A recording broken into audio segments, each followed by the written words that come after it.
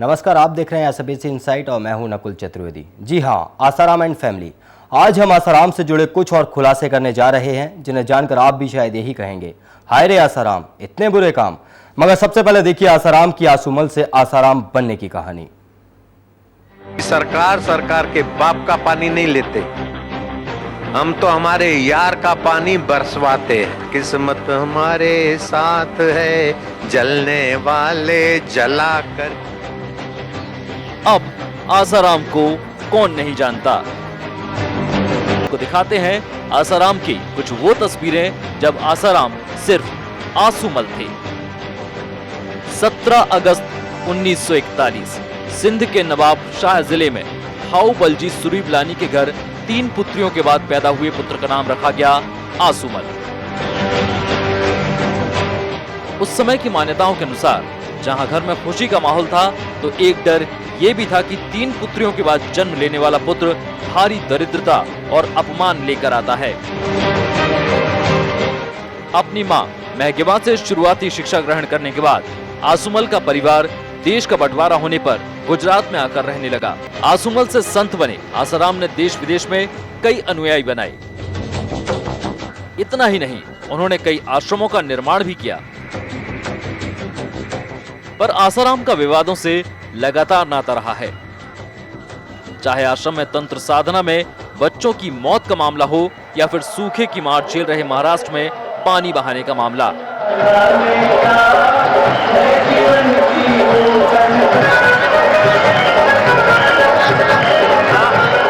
आसाराम लगातार मीडिया में बने रहे और जब पानी बहाने का मामला मीडिया में छाया तो उल्टा बयानबाजी करके प्रहार भी करते रहे। किस्मत हमारे साथ है, जलने वाले जला करे, मला करे, मला करे, जला करे, जला करे, भुना करे, भुना करे, जला करे। किसी सरकार के बाप का पानी नहीं लेते, हम तो हमारे यार का पानी बरसवाते हैं। यहाँ तक तो आरोप ठीक थे। अब जिस मामले में आसाराम की गिरफ्तारी हुई है वह नाबालिग से दुष्कर्म का मामला है। जोधपुर आश्रम में हुई इस घटना के बाद आसाराम लगातार मीडिया और पुलिस के सामने आने से बचते रहे। भोपाल से इंदौर और इंदौर से कहीं और भागने वाले आसाराम को सम्मन की अनदेखी करने के बाद जोधपुर पुलिस ने गिरफ्तार कर लिया।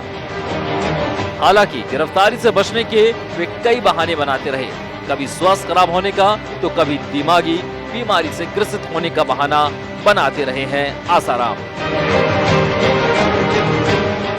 कार्यक्रम सूरत का आधा छोड़कर भोपाल आए और फिर 30 तारीख को सुबह थोड़ा स्वास्थ्य कार्यक्रमों के चलते नरम गरम रहा तो टिकट कैंसिल कराई। फिर भी बापूजी का दिल्ली होते हुए जोधपुर पहुंचने का बिल्कुल मन था, लेकिन पहुंचते पहुंचते थोड़ा काउंटर वगैरह क्लोज हो गया।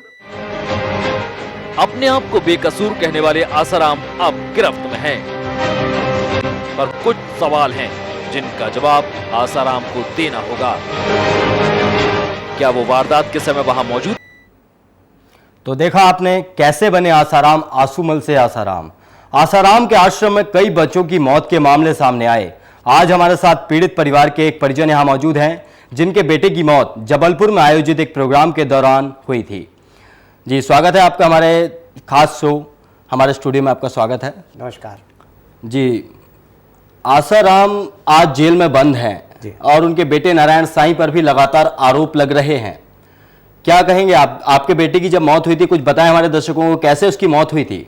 पाप का घड़ा निश्चित रूप से फूटता है, भगवान के यहाँ देर है अंधेर नहीं। जी, एक कलंकी जो सनातन धर्म को भ्रष्ट करने वाला आसूमल नाम का जो व्यक्ति आसाराम बन गया, एक नन्हे मुन्ने लोगों के साथ, महिलाओं के साथ ब्रेन वॉश करके इसका एक पूरा गिरोह पूरे देश में चल रहा है, जिसमें मेरा बालक भी फंसा। जी जी 30 जनवरी 2013 को इनका जबलपुर में एक बहुत बड़ा सत्संग का कार्यक्रम था और वो आसाराम बापू से बहुत निकटस्थ शिष्य था।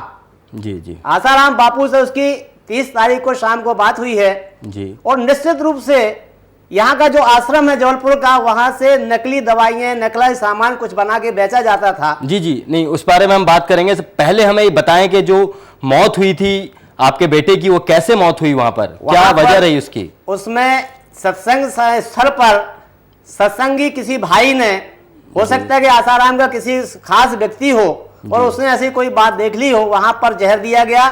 ये बात शाम के 7:30 बजे की है। उसने अपनी माँ को फोन किया कि माँ, मुझे किसी ने जहर दे दिया गया है और मैं तुरंत यहाँ से हॉस्पिटल जा रहा हूँ। जी जी। उस व्यक्ति का, उस हमारे बालक का दिलेरी आप देखें कि वॉमिटिंग करते हुए बदरिया तिराहा से, कल्याण के आश्रम से करीब 3 किलोमीटर दूर जबलपुर हॉस्पिटल वो जाके अपना एडमिट होता है। और वहाँ के डॉक्टर बहरानी या जो दूसरे लोग थे ओपीडी में, उनसे कहा कि भाई मुझे किसी ने जहर दे दिया गया है, मेरा इलाज कीजिए, मेरे मम्मी पापा आ रहे हैं। और 15 मिनट के बाद उसके मम्मी पापा वहाँ पहुँचते हैं, इलाज होता है और दुर्भाग्य से उसका शरीर शांत होता है। पर मैं यहाँ एक बात आपके चैनल के माध्यम से बता दूं, जबलपुर हॉस्पिटल ने 12 बजे रात तक बोले इसको वॉमिटिंग नहीं है, बिसरा के लिए यहाँ भेजा गया, बोले यहाँ जहर नहीं है।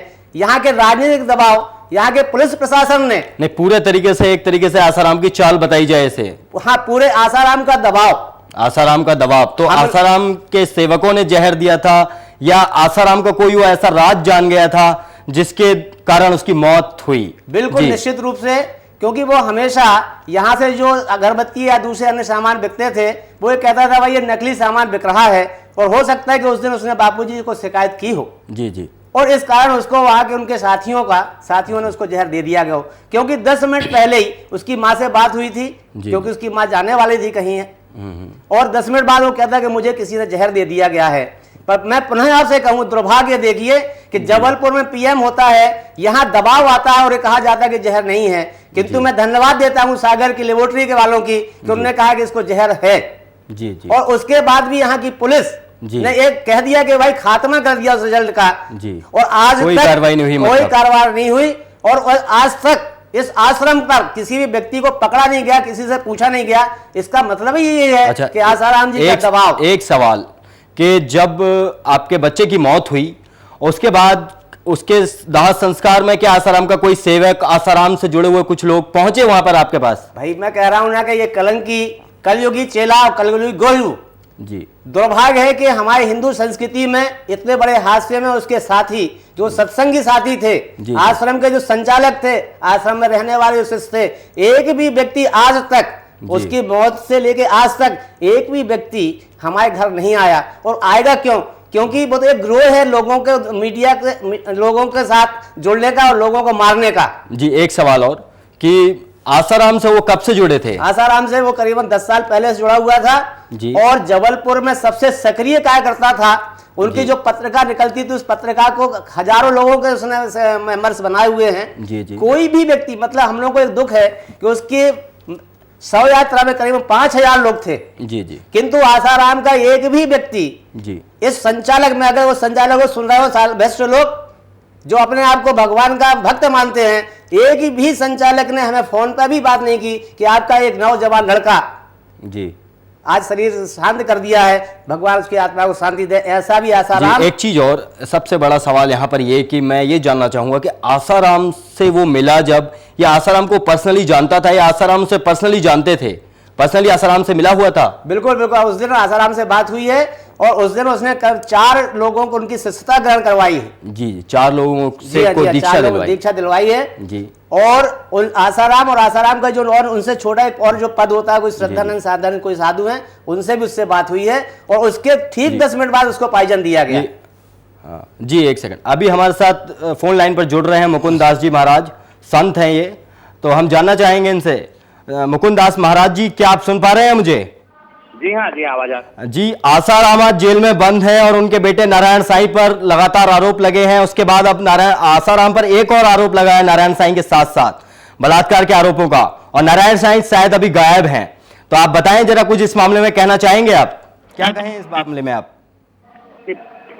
पहली बात तो संत समाज के लिए एक बहुत बड़ा कलंक है, धब्बा है, जिसको कि हम ऐसे व्यक्तियों को, जो कि वक्ता है, एक रामायण के या भजन के या प्रवचन के प्रवक्ता है, ना कि संत हैं, ग्रस्त हैं। पहली बात तो संत की दर्जा तो देना ही नहीं चाहिए। और फिर दूसरी सबसे बड़ी बात कि यदि उन्होंने अपने आप को इतना बड़ा साम्राज्य स्थापित किया है, सत्यवादिता का दिखाया है, तो उन्हें अपने आप प्रूफ होने के लिए स्वयं सामने प्रकट हो जाना चाहिए था। अभी तक जो तथाकथित उनके बेटे अपने आप को बहुत बड़ा प्रूफ दे रहे थे उनके पिताजी के बंद होने के बावजूद। आज स्वयं जब उनके ऊपर आरोप सिद्ध हुआ तो स्वयं भागे भागे फिर रहे हैं। इसका मतलब ही है कि 100% ये लोग जो है कलंकित हैं, और ऐसे तथाकथित जो वक्ता है, प्रवक्ता है, जो अपने आप को महात्मा के नाम से हम लोग के लिए कलंक है, इनको दंड मिलना चाहिए। जी, एक सवाल मैं जानना चाहूंगा, हमारे साथ अभी गेस्ट मौजूद हैं यहाँ पर, जो हमारे परिजन है, जो एक पीड़ित जिसकी मौत हुई थी आसाराम के सत्संग के दौरान जबलपुर में 30 तारीख को। तो जब उस वक्त ये मौत हुई आसाराम के आश्रम में, तब कहीं संत समाज कहाँ था? नहीं, उस समय में चूंकि ये सब प्रमाणित नहीं हो पाया था कि आसाराम जी के कारण हुआ, आसाराम जी के द्वारा हुआ, जैसा कि यहाँ पर प्रचार प्रसार नहीं, हुआ। नहीं, यहाँ पर मैं आपको एक बात बताना चाहूंगा कि ये प्रमाणित हो गया था और मीडिया ने भी इसे साफ तौर पर दिखाया था टीवी पर। उस वक्त शायद मुझे नहीं लगता कि संत समाज सामने आया, क्योंकि इनको हम लोग संत मानते ही नहीं थे। अपनी कैटेगरी तो स्वयंभू है, ना तो इनके कोई गुरु है, ना कोई परंपरा है, कोई ना इनका जो है पीठ है। जैसे हम लोग की रामानंद संप्रदाय होता है, सन्यासियों का शंकराचार्य पीठ होती है, तो ये स्वयंभू, तो इसलिए हम लोग सब लोग महात्मा लोग इनको नेग्लेक्ट करके रखते हैं। जी, एक सवाल और कि आखिर ऐसे संत लोग कैसे भक्त बना लेते हैं अपने? अब ये भक्तों की भी जो अंधानुकृति है, अपने यहाँ जो परंपरा चलती है, तो भक्तों को भी हम लोग चाहते हैं कि थोड़ी अब तो आंखें खोलें कि कौन संत है और कौन असंत है। जी, हमारे साथ जुड़ने के लिए आपका बहुत बहुत धन्यवाद। अब बढ़ते हैं आगे। नाबालिग से यौन उत्पीड़न के मामले में जेल गए आसाराम की हरकतें एक एक करके सबके सामने आईं। भक्तों द्वारा भगवान की तरह पूजे जाने वाले आसाराम क्या कोडवर्ड्स यूज करते थे, ये भी हम आपको बताएंगे, मगर सबसे पहले जानिए आसाराम के बेटे नारायण साईं के कुछ काले सच। देखिए स्पेशल रिपोर्ट। आस्था के अंधविश्वास की अंधी गलियों से न जाने कितने ही लोग आसाराम के भक्त बन गए और न जाने कितने ही आसाराम की घिनौनी हरकतों के शिकार हुए। सिर्फ आसाराम ही नहीं, उनके बेटे नारायण साईं को भी आश्रम में रासलीला करने का शौक था। सर, मेरी 2000 में आशाराम बापू के जो बेटे हैं नारायण साईं, उनसे हमने दीक्षा ली थी 2000 में, मेरे और मेरे पूरे परिवार ने। और बहुत ज़्यादा श्रद्धा थी, छोटी से छोटी बात, छोटी से छोटी आज्ञा हम उनकी बहुत श्रद्धा से मानते थे। और 2004 में उनके बेटे ने मेरी शादी कराई, ये कह के कि तेरी तो बहुत अच्छे नसीब है कि तेरी परमात्मा शादी करा रहा है। और ये उनका खास सेवादार था ईश्वर वाधवानी, जो कि मुझे ये कहा कि वो तलाकशुदा है, लेकिन वो ऑलरेडी मैरिड था। ये चीज़ मुझे जब बाद में पता चली, तो अब वो शादी से भी डिनाई कर रहा है और बच्चे से भी डिनाई कर रहा है। और ये लोग इतने स्ट्रांग हैं, और मेरी ये लड़ाई सिर्फ मेरे बेटे की आइडेंटिटी के लिए है, जिसमें मुझे सिर्फ आप लोगों की वजह से हिम्मत आई कि जब आपने एक छोटी बच्ची के लिए इतनी हेल्प की, तो आप मेरी भी हेल्प कीजिए, ताकि मैं इतने स्ट्रांग लोगों से फाइट करके अपने बेटे को उसका आइडेंटिटी दिलवा सकूँ। साल 2008 में एक लड़की ने आरोप लगाया कि नारायण साईं आश्रम में कृष्ण बनकर रासलीला रचाते हैं, मगर उस वक्त आसाराम के वर्चस्व की वजह से शायद कोई नारायण साईं पर हाथ नहीं डाल पाया। नारायण साईं खुद को त्रेता युग का कृष्ण बताते थे और लड़कियों को अपनी गोपियां। नारायण साईं जिस लड़की पर हाथ रखते, वही लड़की उसी रात के लिए उनकी पत्नी बन जाती थी। अगर वो संत होते, अगर वो सच्चे होते, तो वो कहते कि हाँ, इस बच्ची की मैंने शादी कराई थी और ये शादी मेरी आज्ञा से और मेरे सामने और मेरे द्वारा हुई है। तो ये तो जो वो कह रहे हैं, और आप तो देख रहे हैं हर चैनल पे यही सब चल रहा है कि नारायण ने आज तक झूठी बोला है और वो झूठी बोलता है। ये तो नारायण साईं की काली करतूतों का एक ही चिट्ठा है, मगर आपको बता दें कि आसाराम के बेटे नारायण साईं ने सभी लड़कियों को अपनी पसंद के मुताबिक काम दे रखा था। नारायण साईं की सबसे करीब लड़की को पटरानी कहा जाता था और इसके अलावा लड़कियों को सखी और गोपी नाम से भी पुकारा जाता था। इंदौर की जिला अदालत में एक लड़की ने नारायण साईं पर आरोप लगाया कि नारायण साईं ने धोखे से उसकी शादी अपने एक सेवक के साथ करवाई, जिसका हवन पूजन और मंत्रोच्चारण खुद नारायण साईं ने किया। नारायण साईं ने खुद शादी करवाई थी और उन्होंने ही मंत्र किए, उन्होंने ही अग्निकुंड के आसपास लेके फेरे लेके बोलते हैं, अब तू मेरे भी साथ फेरे ले, ताकि तेरी शादी हमेशा के लिए मतलब अटूट हो जाए। मतलब घर बैठे नपुंसकता के नुस्खे बांटने वाले नारायण साईं के पिता आसाराम को बड़ा ही घमंड था अपने बेटे के यौन पर। वैलेंटाइन डे को पाप बताने वाले आसाराम करोड़ों लोगों को चैलेंज करते थे कि कोई आए और उनके बेटे नारायण साईं के सामने टिक कर दिखाए। जी हाँ, देखा आपने, बाप नंबरी तो बेटा 10 नंबरी। बाप बच्चियों के साथ यौन शोषण करता है तो बेटा अपने सेवकों के साथ शादी करवाने के बाद कहता है कि अब तो मेरे साथ भी शादी कर लो, ये अटूट बंधन बन जाएगा। जी, मैं आपसे जानना चाहूंगा कि आसाराम तो जेल में बंद हो गए, अब उनके बेटे की बारी है, क्या कहेंगे आप इस बारे में? बंधुओं, मैं इस भारतवर्ष के समस्त धर्मप्रिय माता बहनों से निवेदन करना चाहता हूं कि ये जो कलयुगी संत आज पैदा हो गए हैं, इनसे आप बचें जी, क्योंकि हमारे यहाँ एक मर्यादा पुरुषोत्तम राम का यह देश है और उन्हें जितनी ज़्यादा सजा हो सकती है।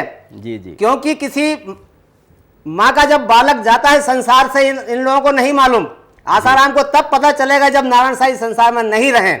जी, इसलिए मेरे भाइयों, आपसे पुनः निवेदन है कि आपके परिवार का कोई भी व्यक्ति, आप ऐसे तथाकथित ढोंगी, अराजक ऐसे संतों से आप ना मिलें, आप ना जाएं और भगवान से प्रार्थना करें कि इनका भंडाफोड़ और हो और कहते हैं भगवान इतनी बड़ी सजा दे, इतनी बड़ी सजा दे कि दूसरे जो अन्य बीच ढोंगी जो साधु बनने वाले हैं जी, वो ना बने। एक बात यहाँ पर कि नारायण साईं पर अभी देखा हमने कि एक लड़की ने आरोप लगाया कि उन्होंने पहले शादी करवाई उससे, फिर उसके बाद वो जो सेवक है वो लड़की को कहता है कि नहीं, अब मैं तुम्हें नहीं जानता। क्या वजह होगी इसके पीछे? क्या क्या कहेंगे आप इस बारे इसके में? पीछे सीधा सीधा इनका एक बहुत बड़ा गिरोह है। ये ब्रेन वॉश करते हैं और इतना बड़ा साम्राज्य जी, देश में आज बहुत बड़ा पूंजीपति भी इतने कम समय में इतना धन नहीं कमा सकता। जी जी, ऐसे संतों से तो आज समाज में ये दिशा जा रही है कि कोई काम ना करें, एक चोला बना लें, लोगों को भ्रमित करें और एक बहुत बड़ा साम्राज्य धन का बना लें। ऐसे में हमारे जो वंदनीय संत हैं जी जी, वो भी ऐसे घेरे में आते हैं। जी हाँ, बिल्कुल बिल्कुल, साफ तौर पर वो लोग भी घेरे में आते हैं। कहते हैं गेहूं के साथ घुन भी पिसता है। तो एक संत ने पूरे संत समाज को एक तरीके से शक करने पर मजबूर कर दिया है कि हम इस संत के बाद, इस संत की इस घिनौनी हरकत के बाद उन संतों पर भी हमारा कहीं ना कहीं थोड़ा सा तो शक जाएगा कि कहीं वो भी ऐसे ना हो। जी, मैं अभी एक निवेदन कर रहा हूं गुप्तेश्वर जी, गुप्तेश्वर धाम के मंत्री जी से आपका भी प्रश्न था जी, मैं उनसे भी एक बात पूछना चाहता हूं। जी, इस वक्त वो लाइन पर नहीं है, अभी हम उनसे डिस्कनेक्ट हो चुके हैं। आप अपनी बात कह सकते हैं टीवी के माध्यम से, वो हमें मैं सुन रहे टीवी के होंगे। माध्यम से बात कहना चाहता हूं कि आप संत थे, संत हैं।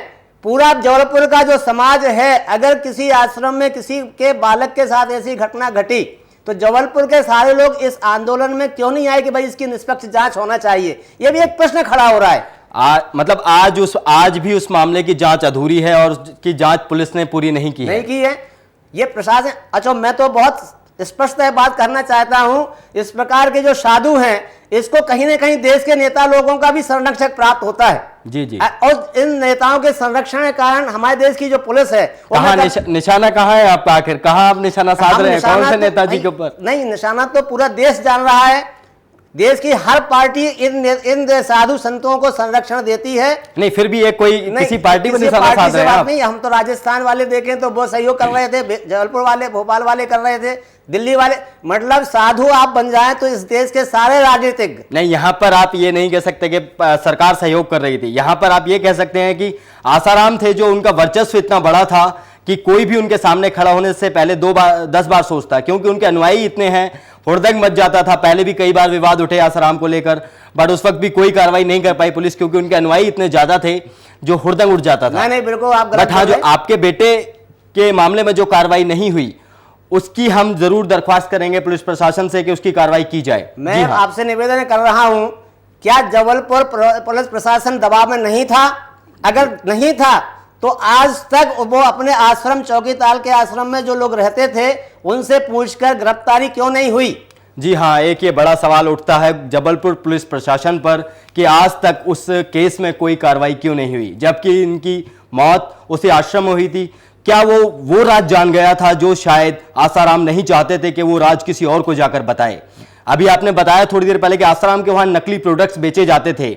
नकली प्रोडक्ट्स क्या क्या बेचे जाते थे, क्या क्या बेचते थे आसाराम? आसाराम जी का तो गौमूत्र है, गूगल है, अगरबत्ती है, कितने कितने आइटम हैं। वो तो आश्रम के नाम से केवल एक दुकान चला रहे थे और बहुत बड़ी दुकान चल रही थी, पुस्तकें भी बिक रही थी। अब चूंकि वो बालक था, हम लोगों से कम बात होती थी, कहता था कि यार इनके यहाँ लेबल लगा के मार्केट में बेचते हैं लोग, जी जी, उसका विरोध किया। और ये निश्चित है कि एक धार्मिक कार्यक्रम में कोई संत आए और 10 मिनट बाद जाए और 10 मिनट बाद उसको जहर दे दिया जाए और पुलिस ये कह रही कि साहब उसने खुद पी लिया है, वो डॉक्टर को खुद कहेगा कि हम पी रहे हैं। सब क्या कारण? मैं पुलिस प्रशासन से, मैं यहाँ के एसपी साहब को धन्यवाद देता हूँ, उन्होंने इस मामले को, मेरे बेटे की संदिग्ध के मामले में हम लोगों को बहुत साथ दिया था। जी जी, किंतु जिस थाने में मतलब रजिस्टर्ड हुआ है केस, जी जी, एक FIR मतलब दर्ज हुई है, छोटे से मामले में पुलिस अपराधी को उठाकर लाती है। जी। किंतु आसाराम से पता नहीं इतना क्यों भय था यहाँ की पुलिस को कि वहां के एक भी सेवादार को थाने में नहीं लाया गया, ना पूछा गया। हमारा लड़का गया है, भगवान ना करे किसी का लड़का जाए, ये जी केवल हाँ। एक पीड़ा है। अगर हाँ। कोई थाने में आके बैठ जाता तो हम लोगों को, मैं पैर पड़ लेता उस थानेदार के या पुलिस वालों के जी हाँ, कि यहाँ- भगवान आपने किया, आपका बच्चा नहीं है, मेरा बच्चा था। ऐसा कहीं भी जबलपुर पुलिस ने नहीं किया और जबलपुर पुलिस ने उस केस को खात्मा कर दिया। जी हाँ, यहाँ एक बड़ा सवाल उठता है जबलपुर प्रशासन पर कि उन्होंने आसाराम के केस में कार्रवाई क्यों नहीं की। यहाँ पर जुआरियों को उठा लिया जाता है, शराबियों को उठा लिया जाता है, गरीबों को उठा लिया जाता है, मगर आसाराम का एक भी सेवक उन्होंने नहीं उठाया पूछताछ के लिए। एक बड़ा सवाल है। अच्छा, आगे बढ़ेंगे। अभी नारायण साईं पर आरोप लगे हैं सूरत में, आसाराम बापू जेल में बंद हैं। क्या लगता है, क्या कितनी हकीकत है इन सब मामलों में? क्या वाकई में ये एक या राजनीतिक साजिश है या फिर वाकई में आसाराम और उनके बेटों ने ये सारे काम किए हैं? जैसा बाप वैसा बेटा, क्योंकि इसमें साजिश कुछ नहीं है। जो मीडिया कोई भी बच्ची अपनी अस्मिता को पूरे देश में बेचने के लिए तैयार नहीं है, यह भारत है। आज अभी हम इंटरव्यू देख रहे थे, वो लड़की बता रही थी, जी जी इसमें निश्चित 100% सत्यता है। जी हाँ, जी जी सत्यता है। और अभी भारत की नारियां बहुत लज्जाशील हैं। जी। अभी एक जो ये मामला हुआ है, नारायण साईं के ऊपर आरोप लगे हैं, आसाराम बापू जेल में बंद हैं। इस दौरान उनके काफी विरोधी खड़े हुए हैं, काफी विरोधी बन गए, काफी उन्होंने विरोधी पाल लिए हैं। इस वक्त हमारे साथ जुड़ रहे हैं इंदौर से जीतू सोनी, आसाराम के विरोधी हैं और खास तौर पर वो विरोध कर रहे हैं इस बात का। जी जीतू सोनी, सुन पा रहे हैं आप मुझे? जी जी, मैं सुन रहा हूँ आपकी आवाज। जी जीतू जी, अभी आसाराम बापू जेल में बंद है और उनके बेटे पर आरोप लगे हैं कि उन्होंने भी आरोप बलात्कार करने की कोशिश की और काफी लड़कियों के साथ वो रासलीला रचाते थे आश्रम में। क्या कहना चाहेंगे आप इस बारे में? पहली बात तो मैं बता दूं कि मैं आसाराम का विरोधी नहीं हूँ, मैं एक पत्रकार हूँ और मैं अपना धर्म निभा रहा हूँ। जो हकीकत है, जो बातें आ रही हैं, खबरें, उन खबरों को हम लोगों तक पहुंचा रहे हैं। मैं किसी का विरोध नहीं कर रहा हूँ इसमें, सबसे पहली बात। दूसरी बात यह है कि जो भी मैंने कहा है उसमें हाँ। ये लड़कियां जो सूरत से थी, टीवी चैनल्स पे मुझे देखते हुए काफी वो मैं से प्रभावित हुई और ऑफिस पे हमारे लोगों से संपर्क किया गया कि अभी कुछ बात करनी है। मैंने जब इंदौर में उन्हें बुलवाया और इंदौर में उनसे बातें की और उनको एक ही समझाइश दी थी, सलाह दी थी कि आप जाइएगा, पहले सबसे पहले पुलिस में रिपोर्ट दर्ज करवाइएगा और उसके बाद फिर हम इसमें आगे बात करेंगे। पुलिस में रिपोर्ट, उसी के बाद में 3-4 दिन बाद इनकी पुलिस में रिपोर्ट नहीं। यहाँ पर एक बड़ा सवाल जीतू जी ये है कि आसाराम जेल में बंद है और उनके बेटे पर आरोप हैं, तो कैसे धर्म की आड़ में इतने दिनों तक इनका ये धंधा चलता रहा लगातार? ये जनता को बेवकूफ बनाते रहे, लाखों करोड़ों अनुयायी थे इनके, उसके बाद भी ये बेवकूफ बनाते रहे धर्म की आड़ में। आखिर कब तक चलेगा ये गोरख धंधा? धर्म की आड़ में धंधा कर रहे हैं और ये लोगों की धार्मिक भावनाओं से खिलवाड़ कर रहे हैं। जी हाँ, और इनका जो भी जी बोले आप। के पीछे पुलिस और नेता इनके बहुत बड़े संरक्षक रहे, इनकी जो ताकत रही है और जो बचते रहे उसमें पुलिस और सबसे बड़े नेताओं का इनको संरक्षण रहा। खास तौर से गुजरात में पुलिस ने इनको एक इसका विशाल, इनका जो घिनौना जो रूप था उसको बहुत विशाल रूप दिया है। उसमें बहुत मददगार सिद्ध हुई है गुजरात पुलिस, खास तौर से कुछ अधिकारी जो अभी जेल की एक सवाल और कि गुजरात की आप बात कर रहे हैं, इंदौर में जिस लड़की ने आरोप लगाए हैं उसके खिलाफ उसके मामले में क्या कार्रवाई की पुलिस ने अब तक? मध्य प्रदेश पुलिस कहीं से कहीं तक किसी मामले में सपोर्ट किसी को नहीं कर रही है। जो फरियादी है, जो पीड़ित है, वो आज भी धक्के खा रहे हैं। इंदौर में जो महिला ने करवाया उस महिला को अभी तक किसी तरह का कोई न्याय नहीं मिला है। अदालत में हालांकि ये सब इनके खुलासे हो चुका, अदालत ने ऑर्डर दिया हुआ है और उसके बावजूद पुलिस ने अभी तक न तो उसका डीएनए टेस्ट करवाया। हाँ, एक सवाल यहाँ पर सरकार पर भी उठता है। शिवराज सरकार पर सवाल उठाया आपने सीधे सीधे कि शिवराज सरकार भी सपोर्ट नहीं कर रही है, ना कि प्रशासन सपोर्ट कर रहा है। यहाँ जबलपुर में देखने को मिला एक ये जो मुद्दा दूसरा आप इंदौर का बता रहे हैं, तो पूरी तरीके से पुलिस प्रशासन भी मौन है इस मुद्दे को लेकर। क्यों नहीं हो रही कोई कार्रवाई, ये एक बड़ा मुद्दा है। जी हाँ, अब हम जानना चाहेंगे आपसे, जीतू जी ने बताया कि इंदौर में भी कार्रवाई नहीं हो रही है, यहाँ जबलपुर में भी कार्रवाई नहीं हुई आपके बेटे के बारे में। अच्छा, अभी हम बात कर रहे थे कि आसाराम के आश्रम में नकली प्रोडक्ट्स भी बिकते थे। इसके बारे में थोड़ा सा बताएं दर्शकों को।